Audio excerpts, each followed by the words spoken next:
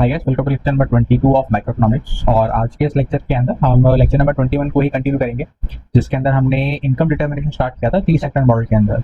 3 sector कौन कौन से थे? 3 सेक्टर के अंदर हमारे पास आते थे हाउस होल्ड, उसके बाद फर्म्स, और हमने एक नया सेक्टर इंट्रोड्यूस किया था गवर्नमेंट के नाम से। और उस गवर्नमेंट के इंट्रोडक्शन के साथ हमने मॉडल नंबर 1 डिस्कस किया था लेक्चर नंबर 21 के अंदर। जो हमारा मॉडल 1 है, जो हमने पिछले लेक्चर में डिस्कस किया था, वो मॉडल डिस्कस करता है कि आपकी इनकम डिटर्मिनेशन कैसे होती है जब हम गवर्नमेंट के एक्सपेंडिचर, जिसको हमने डिफाइन किया था जी से, और गवर्नमेंट आपसे टैक्सेस कलेक्ट करती है लमसम फॉर्म में, जिसको हमने डिफाइन किया था टी से। जब ये दो फैक्टर हमारे इनकम डिटर्मिनेशन के अंदर आते हैं, तो फिर हमारा कीनीशियन थ्योरी कैसे काम करता है इनकम को निकालने में, एक इक्विलिब्रियम लेवल ऑफ इनकम को निकालने में। और आज के लेक्चर के अंदर हम इसी मॉडल को आगे बढ़ाएंगे और इसके और डेरिवेशन देखेंगे कि अगर हम बाकी के जो रिमेनिंग फैक्टर्स हैं, जैसे कि लेक्चर नंबर 21 के अंदर हमने 3 चीजें डिस्कस करी थी, गवर्नमेंट के एक्सपेंडिचर, गवर्नमेंट आपसे जो टैक्स कलेक्ट करती है, और फाइनली गवर्नमेंट जो आपको ट्रांसफर पेमेंट करती है। अब तक हमने इन तीनों मॉडल का इनकम डिटर्मिनेशन पे क्या इम्पैक्ट पड़ेगा वो डिस्कस नहीं किया है। क्यों? क्योंकि हमने ये डिसाइड किया था कि इन तीनों चीजों का इम्पैक्ट हम एक एक करके मॉडल पे अप्लाई करेंगे। हाय गाइस, मेरा नाम है सी अंकित कैन, और मेरे इस वीडियो लेक्चर के अंदर हम माइक्रोइकोनॉमिक्स से रिलेटेड जो टॉपिक्स हैं उनको ब्रेक डाउन करते हैं शॉर्ट वीडियोस के अंदर। और आज के इस लेक्चर के अंदर हम माइक्रोइकोनॉमिक्स के अंदर जो कीनीशियन थ्योरी है, वो कीनीशियन थ्योरी को यूज करके 3 सेक्टर मॉडल के अंदर इनकम डिटरमाइन करेंगे। तो चलिए सबसे पहले अपना जो मॉडल नंबर 2 है हम उससे स्टार्ट करते हैं। देखिए, ये वीडियो आप देखने से पहले आई हाईली रिकमेंड कि आप पुरानी वीडियो तो जरूर देखें, जिसके अंदर मैं 3 सेक्टर मॉडल की बात को स्टार्ट किया है, और 2 सेक्टर मॉडल हमने उससे पहले वाले 3-4 वीडियोस के अंदर कवर किया है। तो मॉडल 2 के अंदर जो हमारी कहानी स्टार्ट होती है वो मॉडल 1 से ही स्टार्ट होती है, लेकिन अब जो मॉडल 2 है उसके अंदर हम एक बार जो गवर्नमेंट आपको ट्रांसफर पेमेंट करती है उसको इंट्रोड्यूस करेंगे। अभी जो ट्रांसफर पेमेंट की जो कहानी है, ये हम अपने लेक्चर नंबर 1, 2, 3 के अंदर भी बहुत बार डिस्कस कर चुके हैं। प्रोसाइसली हमने शायद इसको लेक्चर नंबर 3 या 4 के अंदर डिस्कस किया था। बात आती है कि ट्रांसफर पेमेंट है क्या चीज। सो ट्रांसफर पेमेंट अगर आपको समझनी है तो आपको एक लैटिन फ्रेज है जिसका मतलब है it's a non quid pro क्यो। क्विड प्रो क्यो का मतलब होता है, अगर मैं सिर्फ क्विड प्रो क्यो की बात करूं, क्विड प्रो क्यो का मतलब होता है कि आपको बदले में कुछ मिलेगा। अगर उसके आगे नॉन लग जाए तो मतलब आपको बदले में कुछ नहीं मिलेगा। इसका मतलब यह है कि ट्रांसफर पेमेंट जब सरकार किसी को करती है तो सरकार को उसके बदले कोई दूसरे सर्विसेज नहीं मिलेंगे। तो फिर ये सरकार करती क्यों है? इसका ओनली मोटिव होता है सोशल वेलफेयर का। सरकार अपनी सोसाइटी के, अपने लोगों का भला करना चाहती है, इस पर्पज के लिए वो ट्रांसफर पेमेंट्स करती है। अगर ट्रांसफर पेमेंट्स की आप एग्जांपल देखना चाहते हैं तो सबसे पहले तो आपके पास ओल्ड एज पेंशन का एग्जांपल है। ओल्ड एज पेंशन क्या होती है? जो रिटायर्ड लोगों को सरकार पेंशन देती है। उसके साथ साथ कुछ रिटायरमेंट बेनिफिट भी सरकार अपने रिटायर्ड एम्प्लॉइज को पे करती है, लेकिन याद रखें कि सबके लिए नहीं होता। जिस कंपनी से वो इंडिविजुअल रिटायर हुआ है, और मोस्ट प्रोबेबली आपको सरकारी कंपनियों में देखने को मिलता है। तो फिर ट्रांसफर पेमेंट का जो मोटा मोटा इम्पैक्ट है हमारी इकोनॉमी में क्या पड़ता है, या हमारे जो कॉन्स्टिट्यूएंट्स हैं कंजम्पशन का, सेविंग का, इन्वेस्टमेंट का या इनकम का, उस पर क्या इम्पैक्ट पड़ता है। अगर आपको टैक्स का इम्पैक्ट याद है, टैक्स क्या करता है? टैक्स हमारी इनकम को कम करता है, हमारी डिस्पोजेबल इनकम कम हो जाती है क्योंकि हम टैक्स पे करते हैं। अब अगर सरकार मुझे कुछ बेनिफिट दे रही है in form of transfer payment, तो मेरी इनकम के अंदर जितने भी ट्रांसफर्स मुझे मिलते हैं उसका इम्पैक्ट क्या पड़ेगा? ऑब्वियसली बात है, मेरी इनकम, डिस्पोजेबल इनकम बढ़ जाएगी। मीनिंग टू से कि जितने भी आपकी ट्रांसफर पेमेंट है, they are treated as a negative taxation, they are treated as negative tax. क्यों? क्योंकि एक टैक्स का जो इम्पैक्ट आपकी इनकम पे पड़ता है, ट्रांसफर पेमेंट्स का इम्पैक्ट उसका उल्टा पड़ता है। रीजन? क्योंकि इससे जो आपकी डिस्पोजेबल इनकम है वो एनहांस हो जाती है। मेरे पास अगर टैक्स पे करने के बाद 90 रुपए की इनकम आ गई थी, तो अब मुझे सरकार से 3-4 रुपए का कुछ सब्सिडी वगैरह मिल जाए या कुछ बेरोजगारी भत्ता मिल जाए, तो now my income will again rise to 90 to 93 rupees. तो मेरी जो डिस्पोजेबल इनकम है वो एनहांस हो जाती है। इसका मतलब it will have a positive effect. अब positive effect on equilibrium level of income, that is if there are transfer payment by the government, हमारे कीनीशियन थ्योरी के अंदर जो इक्विलिब्रियम लेवल ऑफ इनकम निकलता है वो बढ़ जाएगा हमारी। और इनकम भी हम कौन सी बात कर रहे हैं? क्योंकि हम मैक्रो लेवल की बात कर रहे हैं, तो नेशनल इनकम की बात हो रही है कि हमारी इकोनॉमी का नेशनल इनकम का जो इक्विलिब्रियम लेवल है वो बढ़ जाता है ट्रांसफर पेमेंट करने से। अब ये जो ट्रांसफर पेमेंट्स है, I will just break it down. This transfer payments can be defined in 2 terms, कि जितनी भी आपकी G T, capital G and subset में टी, सबस्क्रिप्ट में T, it is the notation for your transfer payments. Transfer payment या तो आपकी हो सकती है ऑटोनॉमस। ऑटोनॉमस शब्द जो है हम बहुत बार डिस्कस कर चुके हैं। इसका मतलब दीज ट्रांसफर्स आर मोर और लेस गिवन टी, ये ऑलरेडी डिसाइडेड है हमारे मॉडल के बाद से और ज्यादातर कांस्टेंट रहती हैं। The second type of transfer payment, they are basically referred to as finance through taxation. Now this is a little bit interesting क्योंकि the first question which should come to your mind is कि सरकार ये transfer payment का पैसा लाती कहाँ से है। अगर मान लीजिए गवर्नमेंट इसको फाइनेंस करती है अपने टैक्सेशन के थ्रू, इसका मतलब सरकार आपसे टैक्स कलेक्ट करेगी और उस टैक्स को ही सब्सिडी की फॉर्म में आपको वापस दे देगी। इसका मतलब सरकार का एक्सपेंडिचर जितना बढ़ता है उतना ही सरकार आपसे टैक्सेशन कलेक्ट करती है, वैसा वर्सा। हालांकि मैंने उल्टा बता दिया कि जितना सरकार आपसे टैक्स कलेक्ट करेगी किस नाम के लिए, ट्रांसफर पेमेंट के लिए, उतना ही सरकार का खर्चा बढ़ जाता है in the form of transfer payment. और ये चीज हमारे मॉडल ए के अंदर बिल्कुल सेट बैठती है। मॉडल जो हमने 1 कवर किया है लेक्चर नंबर 22 के अंदर, sorry I think lecture number 22 यही है, लेक्चर नंबर 21 के अंदर। तो अगर आप इसका इम्पैक्ट देखना चाहते हैं तो आई रिकमेंड कि आप लेक्चर नंबर 21 जाके जरूर देखिए। तो इस पर्टिकुलर मॉडल के अंदर हम कवर करेंगे कि अगर ये जो ट्रांसफर पेमेंट्स है ऑटोनॉमस है, प्री डिसाइडेड है and they are not finance through taxation, government किसी और मोड से इसको अचीव कर रही है। It could be through borrowing और it could be through any, जिसको हम बोलते हैं कि शिफ्टिंग कर देती है सरकार कुछ पैसों की, तो वहां से फिर सब्सिडी निकल कर आती है। द पॉइंट इज ये सरकार टैक्सेशन के थ्रू आपको पैसा अरेंज नहीं कर रही है बांटने के लिए। सो टू बिगिन विद, सबसे पहले वी नो कि जो हमारी इकोनॉमी के अंदर इनकम है मॉडल नंबर 1 से लेकर आ रहे हैं, या तो कंजम्पशन होगा उसका, या दैट इज या तो कंजम्पशन एक्सपेंडिचर है, या उसका इन्वेस्टमेंट एक्सपेंडिचर है, या उसका government expenditure, C plus I plus ji. Now इस मॉडल के अंदर अब आई तो हमने मान लिया है, आई तो हमने स्टार्टिंग से मान रखा कि ऑटोनॉमस है और सरकार का जो खर्चा है वो भी हम ऑटोनॉमस मान के चलते हैं। So the only thing which is going to impact the national income in the Canadian theory is the consumption. And consumption का भी जो हम कंजम्पशन फंक्शन है वो हम पढ़ के आए हैं ए प्लस बी वाई के नाम से, जिसके अंदर ए ऑटोनॉमस कंजम्पशन होती है, वो कंजम्पशन जो मैंने करनी ही करनी है even if my income level is 0, B is the MPC marginal propensity to consume and Y is the national level of income. अब इसके अंदर माइंड यू कि जब हम इनकम की बात करेंगे तो इनकम तो हमारी टैक्सेशन के अमाउंट से कम हो जाएगी, income will be reduced by the amount of taxation, but now we have a extra source of income which we are seeing from the government, जिसको हम बोलते हैं एग्जैक्टली ट्रांसफर पेमेंट।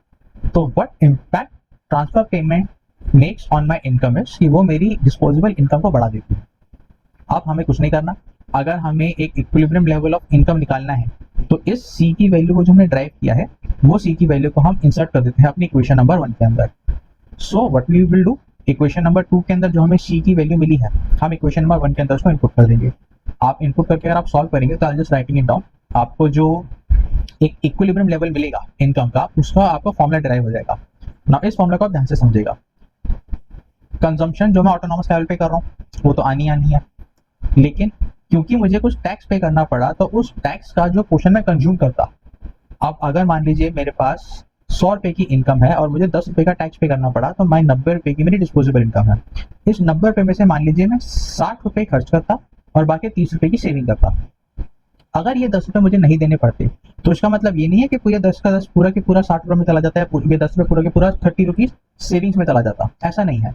इस 10 रुपए से भी मैं कुछ कंजम्पशन करता अगर ये मुझे नहीं दे, अगर मुझे टैक्सेशन के फॉर्म में नहीं पे करने पड़ते तो वो कैसे निकलेगा, मुझे एमपीसी से मल्टीप्लाई करना पड़ेगा, क्योंकि this is the part of taxation which I would have consume अगर मुझे टैक्स नहीं पे करना पड़ता, लेकिन मुझे टैक्स पे करना पड़ा तो मुझे इतनी कंजम्पशन की फॉलो करनी पड़ी। लेकिन अब मुझे सरकार की तरफ से कुछ फैसिलिटीज मिल रही हैं in the form of transfer payment, और ट्रांसफर पेमेंट का भी उतना ही हिस्सा मेरी इनकम के अंदर काउंट होगा, नेशनल इनकम में काउंट होगा, जितना हिस्सा मैं कंजम्पशन के लिए यूज करूंगा, जितना हिस्सा मैं सेव के लिए करूंगा उतना नेशनल इनकम में काउंट होगा ही नहीं। And finally investment expenditure and government expenditure, ये तो आपका रिमेनिंग मॉडल नंबर 1 से लेकर आ रहे हैं। जस्ट टू रिमाइंड यू, मैं मॉडल नंबर 1 का भी जो हमने लास्ट लेक्चर में कवर किया था वो भी आपको बताता हूँ कि मॉडल 1 के अंदर जो हमारा इक्विलिब्रियम लेवल ऑफ इनकम है वो क्या था। Again 1 minus B A minus BT. The only difference is there was no transfer payment in that model. तो simply plus I plus G. तो इतना complicated नहीं है। अगर आपको एक छोटा सा कॉन्सेप्ट समझ में आ जाए तो I don't think so it should be very complicated. Problem इस मॉडल की ये है, और इनफैक्ट ये प्रॉब्लम आपको मॉडल नंबर 1 के अंदर भी देखने को मिलेगी। वो प्रॉब्लम है टैक्सेशन की। टैक्सेशन इज अज्यूम, हमने ये मॉडल नंबर 1 के टाइम पे डिस्कस किया था कि ये अज्यूम किया जाता है कि भाई टैक्सेशन जो है एक लमसम अमाउंट है, और which is very not practical, which is very unrealistic. So now we have to develop a model जिसके अंदर ये जो मेरा टैक्सेशन है, ये भी हमने मान लिया कि ये जो हम टी कंसीडर कर रहे हैं हर जगह पे, ये एक लमसम अमाउंट है, इकट्ठा सरकार आपसे कैलकुलेट कर लेती है। लेकिन अब हम धीरे धीरे क्या करेंगे, now when we will go towards model number 3, हम इस टैक्सेशन को भी थोड़ा रियलिस्टिक पॉइंट ऑफ व्यू में लेकर जाएंगे। यहाँ पे जो हमारा टैक्सेशन है, टैक्स यहाँ पे 2 पार्ट में डिवाइड हो जाएगा। एक पार्ट हमारा टैक्स का होगा जिसके अंदर जो आप ये मान के चलिए कि जो टैक्सेशन का अमाउंट है वो फिक्स है, दैट इज टी वाला पोर्शन तो आपकी क्वेश्चन के अंदर रहेगा, लेकिन एक नया टैक्स इंट्रोड्यूस किया जाएगा जो कि आपकी इनकम लेवल से रिलेट करता है। तो जब हम मॉडल 3 बनाएंगे तो हम लिखेंगे tax as a function of income. जैसे कि मैंने बताया कि हम ये मान के चलते थे कि टैक्स एक लमसम अमाउंट है मॉडल नंबर 1 और मॉडल नंबर 2 के अंदर, 3 सेक्टर मॉडल है। लेकिन ये हमें एक बहुत ही अनरियलिस्टिक अप्रोच दिखती है क्योंकि टैक्सेशन ऐसे काम नहीं करता। तो हम ये मान के चलते हैं कि जो टैक्सेशन फंक्शन है वो इनकम का ही एक फंक्शन है। इसका मतलब माई total T stand for total T, is a function of the, again वो टैक्स जो मुझे लमसम में देना पड़ रहा है, लेकिन इसके साथ साथ a tax which I have to pay on my income. ये जो स्मॉल टी है ये रिप्रेजेंट करता है टैक्स रेट जो कि मेरी इनकम के ऊपर अप्लाई करेगा। So now if my income increases, the total tax which I have to pay to the government also increases. इसका मतलब if now I derive the consumption function starting from a plus by, तो अब जो मेरा y है वो थोड़ा मुझे रिवाइज करना पड़ेगा y, क्योंकि अब मैं अपने इस y में से एक तो लमसम टैक्स पे कर रहा हूँ माइनस उतना टैक्स पे कर रहा हूँ जो मेरी लेवल ऑफ इनकम से डिसाइड होगा। This is my new disposable income according to model number 3, जहां पे हमने टैक्स को मान के चला है कि वो एक फंक्शन है इनकम का। नाउ अब यहाँ पे थोड़ी मैथमेटिक्स काम करेगी, तो हम सबसे पहले तो ब्रैकेट ओपन कर देते हैं, B Y minus B T and plus B T Y. अब यहाँ पे बी वाई कॉमन है और यहाँ पे बी वाई कॉमन है, तो all I am doing is मैं जो आइटम से कॉमन निकल सकता है मैं उसको कॉमन निकाल रहा हूँ। So this will be B 1 minus T Y, this is my new consumption function जहाँ पे मेरे पास टैक्सेशन है और वो टैक्सेशन फंक्शन है मेरी इनकम का। अब अगर मुझे equilibrium level of income calculate करना है which is C plus I plus G, all I have to do is I have to replace the value of this C in the Y equation.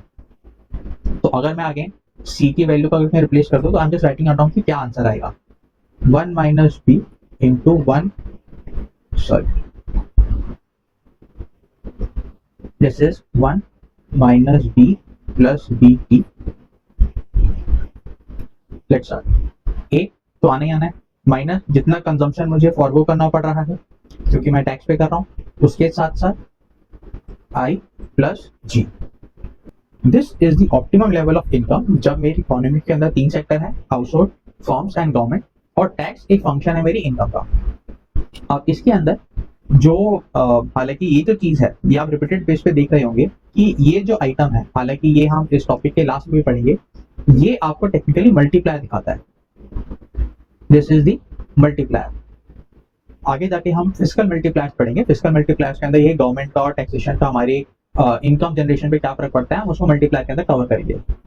I just want to give you है कि जितने भी आपने ये Y के level जो पढ़े हैं ये सारे के सारे आपको मल्टीप्लायर की इंफॉर्मेशन देते हैं।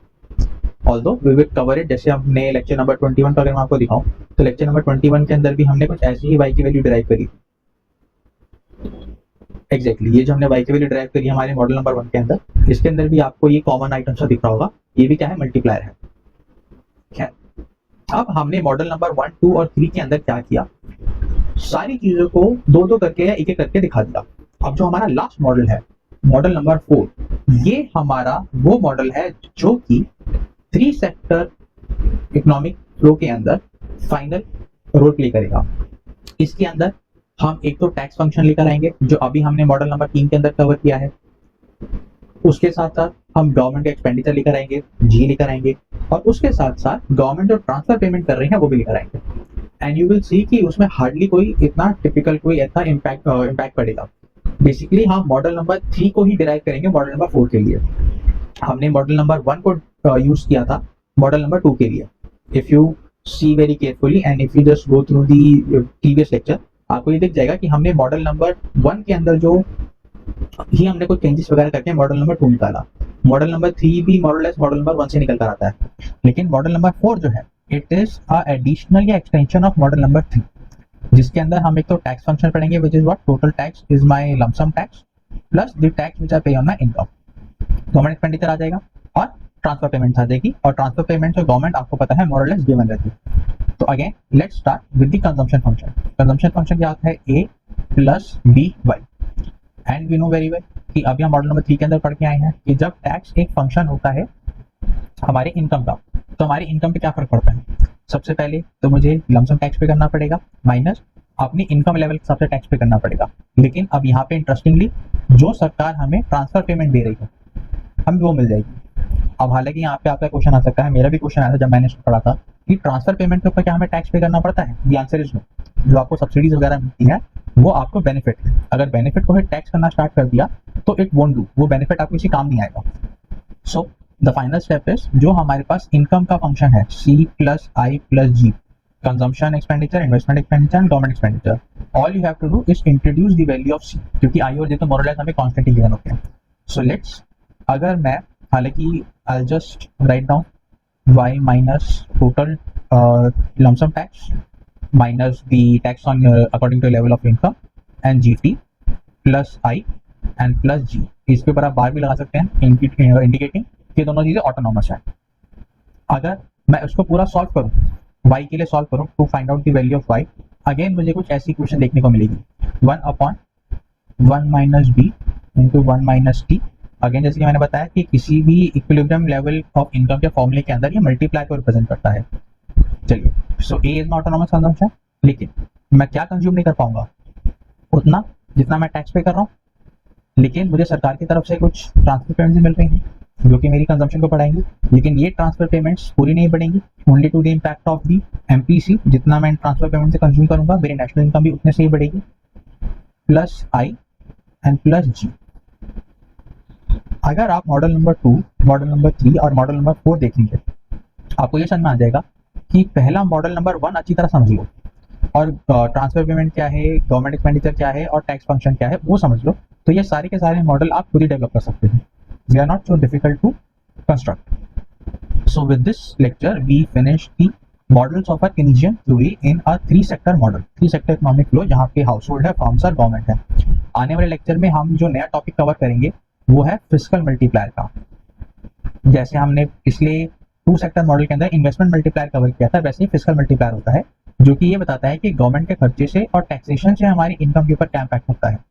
कितना गवर्नमेंट का टैक्स, गवर्नमेंट एक्सपेंडिचर बढ़ेगा तो नेशनल इनकम कितने से बढ़ेगी, टैक्सेशन बढ़ेगा तो हमारी नेशनल इनकम में क्या चेंज आता है, वो फिस्कल मल्टीप्लायर का रूल है। And that would be the last chapter of this Keynesian theory in 3 sector model. I hope आपको लेक्चर समझ में आया होगा, पसंद आया होगा। अगर आप मैक्रो इकोनॉमिक्स से रिलेटेड और टॉपिक्स पे जानना चाहते हैं तो please like share and subscribe to my channel. और अगर आप मार्केटिंग की वीडियोस देखना चाहते हैं स्पेशली फॉर क्लास 11 जो कि NCERT के सिलेबस में है, तो you can find the link to that playlist in the video end, and I hope to see you soon. Thank you so much for watching.